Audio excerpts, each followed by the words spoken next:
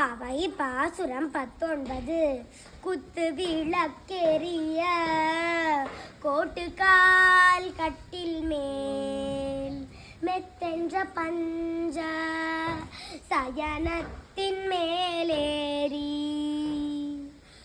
கொத்தலர் பூங்குழல் நப்பின்னை கொங்கை மேல் வைத்து கிடந்த மலர் மார்பாவாய் திரவாய் மைத்தடங்கண்ணினாய் நீ உன் மணாளனை எத்தனை போதும் துயிலள ஒட்டாய்கான் எத்தனை ஏலும் பிரிவு அற்றாகில்லாயால் தத்துவம் அன்று தகவேலோர் எம்பாவாய்.